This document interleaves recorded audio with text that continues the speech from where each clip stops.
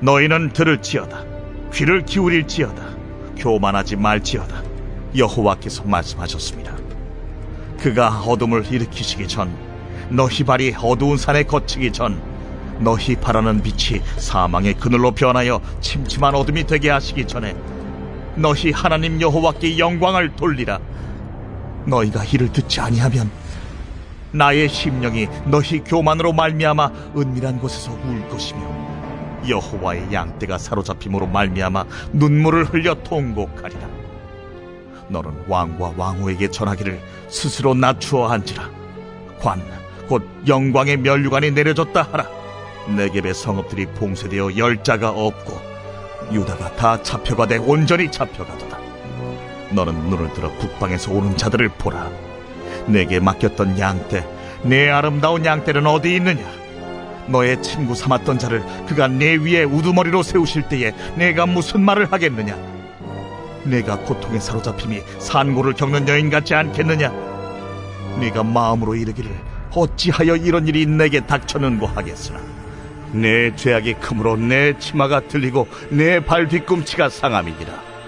구수인이 그의 피부를, 표범이 그의 반점을 변하게 할 수 있느냐 할 수 있을진데 악에 익숙한 너희도 선을 행할 수 있으리라. 그러므로 내가 그들을 사막 바람에 불려가는 검불같이 흩으리로다. 이는 내 몫이요 내가 헤아려 정하여 내게 준 분깃이니 내가 나를 잊어버리고 거짓을 신뢰하는 까닭이라. 그러므로 내가 내 치마를 내 얼굴에까지 들춰서 내 수치를 드러내리라. 내가 너의 간음과 사악한 소리와 들의 작은 산 위에서 네가 행한 음란과 음행과 가증한 것을 보았노라. 화 있을진저 예루살렘이여, 네가 얼마나 오랜 후에야 정결하게 되겠느냐. 오늘 이 예레미야 13장 이제 15절부터는 우리 예레미야 13장 1절부터 시작되었던 이 상징 예언, 행위 예언, 이 행위 예언을 통해 하나님께서 이스라엘에게 아주 엄중한 경고를 하시고 이제 그 이후에 이제 너희들에게 배의 띠가 썩는 것과 같이 임박한 심판이 가까이 왔다는 것을 경고하십니다. 행위 예언을 보여주시고 말씀을 하시면 이제 아주 강력하고도 아주 임박한 이제 중요한 이 경고의 말씀을 하시는 거라고 우리가 볼 수가 있겠죠. 자, 오늘 말씀 15절에 이렇게 시작을 합니다. 너희는 들을지어다, 귀를 기울일지어다, 교만하지 말지어다. 자, 이 하나님의 말씀, 이제 그 앞에 있는 이 행위 예언을 통해서 이들에게 경고하신 이 말씀을 들어라. 귀를 기울여라는 건 더 집중해서 들으라는 거죠.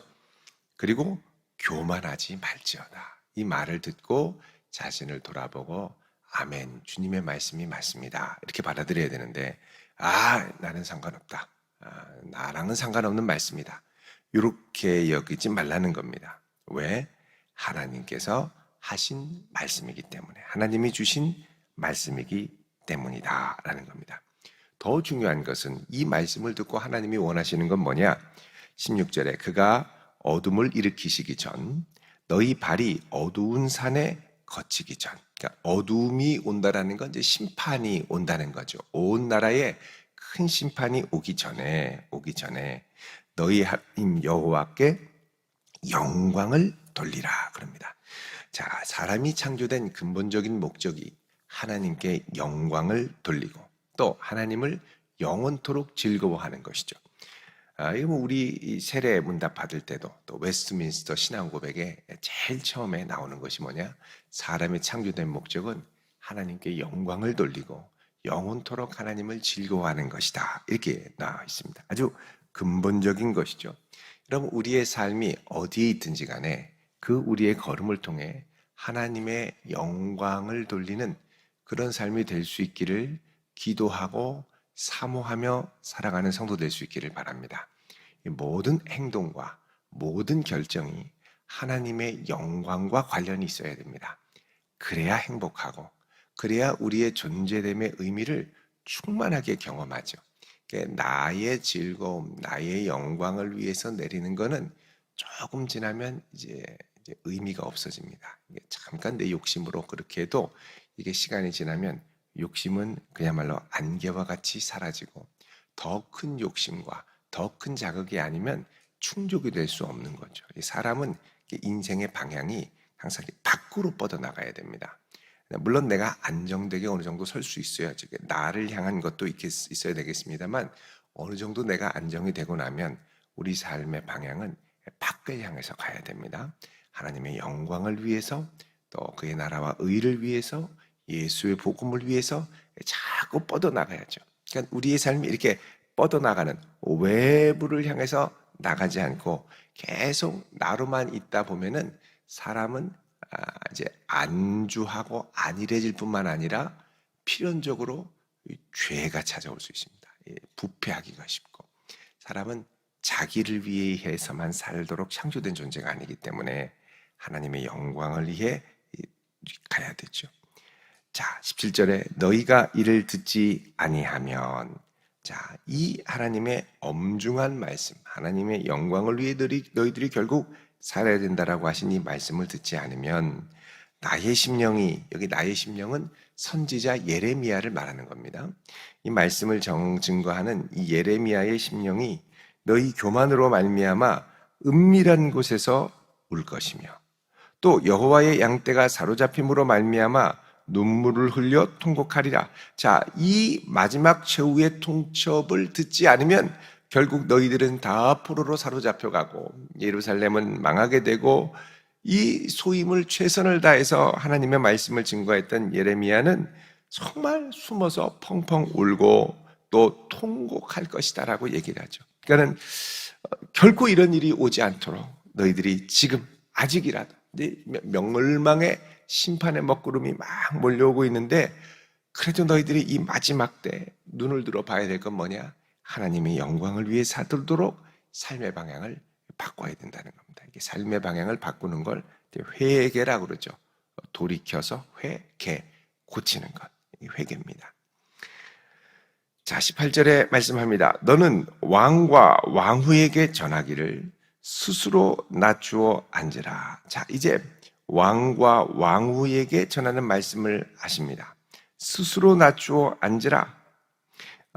여러분, 이 유다에서 왕으로 인정했던 마지막 왕이 여호야긴 왕이었습니다. 여호야긴 왕. 여기 왕과 왕후라고 되어 있는데, 이 왕후라는 말은 좀 정확하게 번역을 하면 태후, 왕의 어머니를 말하는 거죠. 자, 우리 성경 한 곳을 찾아보도록 하겠습니다. 이 마지막 왕 여호야긴, 열왕기하 24장 8절입니다. 열왕기하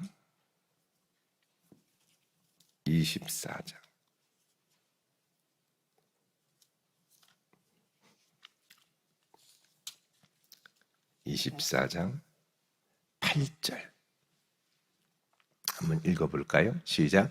여호야긴이 왕이 될 때에 나이가 18세라 예루살렘에서 석 달간 다스리니라.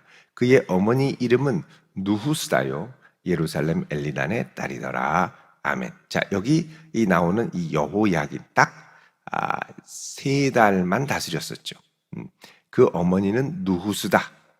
이게 이제 왕과 왕후입니다. 나중에 어떻게 되냐면 15절 읽어봅니다. 바벨론 왕이 이제 등장해서, 여기 그가는 바벨론 왕이죠. 읽어보겠습니다. 시작. 그가 여호야긴을 바벨론으로 사로잡아가고 왕의 어머니와 왕의 아내들과 내시들과 나라의 권세 있는 자도 예루살렘에서 바벨론으로 사로잡아 가고. 아멘. 자, 이게 다 이렇게 해서 결국은 어떻게 됐느냐? 사로잡혀서 가게 됐다는 것이죠. 자, 다시 예레미야로 오시면요. 자, 이 예레미야에서 너는 왕과 왕후에게 전하기를 스스로 낮추어 앉으라. 관, 곧 영광의 면류관이 내려졌다 하라. 자, 이제 이들에게는 영광의 면류관이 내려졌다. 이제 이 왕이 3개월 있으면 이제 폐위가 되고 바벨론으로 포로로 끌려간다는 거죠. 그러니까 이 말씀을 들었을 때는 적어도 이제 2달에서 3달밖에 기회가 없는 겁니다. 마지막으로 예레미야가 혼신의 힘을 다해서 선언을 하는 거죠. 근데 사람은 한 치 앞도 내다볼 수 없죠. 두세 달 후에 망한다고 하는데도 아이 난 끄떡없어. 괜찮아. 왜 저런데? 이제 이런 식으로 자꾸 귓등으로 흘려듣는 거죠. 19절에 네겝의 성읍들이 봉쇄되어 열자가 없고 유다가 다 잡혀가되 온전히 잡혀가도다. 지금 생각보다 이들 앞에 나와 있는, 이들을 기다리고 있는 멸망의 심판은 아주 끔찍한 겁니다. 이제 나라가 완전히 동강나는 거죠. 끝나는 겁니다. 이 위기 가운데 정말 예레미야는 마지막으로 눈물로 호소하죠. 하나님의 심정을 갖고. 그래서 예레미야에게 붙은 이 별명이 뭐냐? 눈물의 선지자입니다. 눈물의 선지자. 얼마나 울었던지 나중에 눈이 퉁퉁 부어가지고 거의 이렇게 실명할 정도까지 됐다고 그러죠. 너무 울어서. 자, 이제 예레미야가 20절에 이제 북방에서 이제 유다를 향해 공격해오는 적들을 보며 이야기를 합니다. 20절에 너는 여기 이제 너라는 말은 여성형으로 되어 있는데 예루살렘 성을 가리킵니다. 예루살렘 성은 눈을 들어 북방에서 오는 자들을 보라. 자, 이제 예루살렘을 침공하는 이제 북방에서부터 내려오는 이 동맹군들, 그죠? 내게 맡겼던 양떼, 내 아름다운 양떼는 어디 있느냐? 그리고 너의 친구 삼았던 자를 그가 내 위에 우두머리로 세우실 때에 내가 무슨 말을 하겠느냐? 자, 너의 친구 삼았던 자들, 이 너의 친구 삼았던 자는 바로 이제 북방에서 이제 유다를 침공하는 바벨론과 바벨론의 동맹군들, 유다의 동맹을 맺었던 여러 동맹군들인데 이제 유다가 위기에 처하니까 모두 다 돌변해서 유다를 무너뜨리는데 일조하는 거죠. 심지어는 이 유다의 형제 나라였던 에돔도 돌변해가지고 이 유다를 무너뜨리는데 앞장섭니다. 자, 그런데 이 동맹군들, 친구라고 여겼던 나라들이 너를 지배하고 너의 위에 우두머리로 세울 때에 내가 과연 뭐라고 얘기를 하겠느냐 그러는 겁니다. 내가 고통에 사로잡힘이 산고를 겪는 여인 같지 않겠느냐? 아이를 낳기 위해 고통스럽게 울부짖는 여인과 같이 너는 이 북방으로부터 오는 이 대적들에 의해서 고통을 겪지 않겠느냐라는 겁니다. 22절에 내가 마음으로 이르기를 어찌하여 이런 일이 내게 닥쳤는고 하겠으나 어찌하여 이런 일이 내게 닥쳤는고 하겠으나 어찌하여 왜 이런 일이 일어나는 거죠? 근데 22절 그 다음에 보면 분명히 얘기합니다. 내 죄악이 크므로 죄악이 크기 때문이라는 거죠.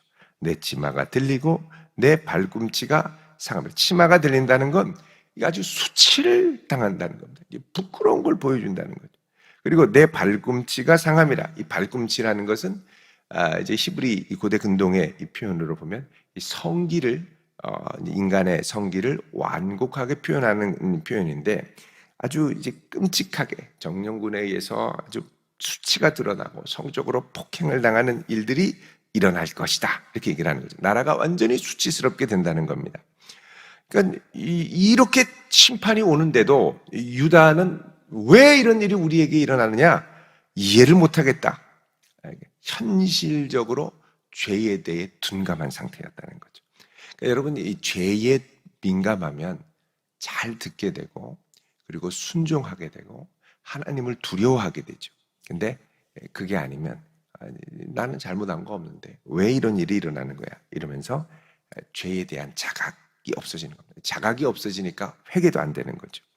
23절에 구스는 에디오피아입니다. 에디오피아. 구스인이 그의 피부를 표범이 그의 반점을 변하게 할 수 있느냐? 할 수 없죠. 태어나면서 그렇게 된 피부를 태어나면서부터 그렇게 나온 이 표범의 반점을 어떻게 없앨 수 있겠습니까? 할 수 있을진데 악에 익숙한 너희도 선을 행할 수 있으리라. 이 말은 뭐냐? 너희들에게 악이 그렇게 이제 뿌리가 내려져 가지고 악에 쪄들어져 가지고 이제 선을 행할 능력 자체를 상실할 정도로 완전히 너희들이 이 악에 사로잡힌 영적으로 아주 불구의 상태가 됐다라는 겁니다. 그러니까 이 정도 됐으면 마음이 사로잡히고 그 다음에 지식도 사로잡히고 그 다음에 의지도 사로잡힌 거죠. 사람의 지정의가 다 악에 의해 사로잡히면 하나님의 영광을 위해 돌아설 수가 없습니다. 완전히 사로잡혀서 이 죄 안에 거하는 것 자체를 즐거워하고 하나님을 향해 가는 것을 이상하게 생각하는 거죠. 근데 이렇게 자기가 사는 것을 정상이라고 생각하면서 나는 괜찮은데 왜 그런 거야? 라고 생각을 한다는 것입니다. 자, 그러므로 24절에 내가 그들을 사막 바람에 불려가는 건불같이 흩으리라. 불쏘시개 막 흩어지는 것처럼 다 흩어진다는 겁니다. 자, 이렇게 끔찍한 심판을 하나님이 예고하시는 것은 딱 한 가지 가능성. 지금이라도 돌이켜서 하나님의 영광을 위해 살라는 것입니다. 25절에 여호와의 말씀이니라. 이는 내 몫이요. 내 몫이라는 건 이런 심판은 내가 받아 마땅한 바요. 이런 말이죠. 내가 헤아려 정하여 내게 준 분깃이니. 하나님이 그들의 죄악을 하나하나 헤아려서 그대로 갚아준 결과라는 겁니다. 그것은 내가 나를 잊어버리고 거짓을 신뢰하는 까닭이라. 여러분, 이게 우리가 영적으로 이제 위기가 찾아올 때 제일 먼저 찾아오는 건 뭐냐? 망각 증세입니다. 망각 증세. 기억하는 게 중요하죠. 우리가 하나님을 잊고 살 때가 오면 가장 큰 위기입니다. 살만하고 평안하고 뭐 그럴 때 하나님을 잊어버리게 될 수 있는 거죠. 잊는 것이 너무너무 무서운 거예요. 절대 잊지 않도록. 우리 예전에 초등학교 때 잊으랴. 어찌 우리 그날을 절대 잊으면 안 된다. 여러분, 우리가 이제 영성 중에 여러 측면들이 있는데 예를 들면 떠남의 영성.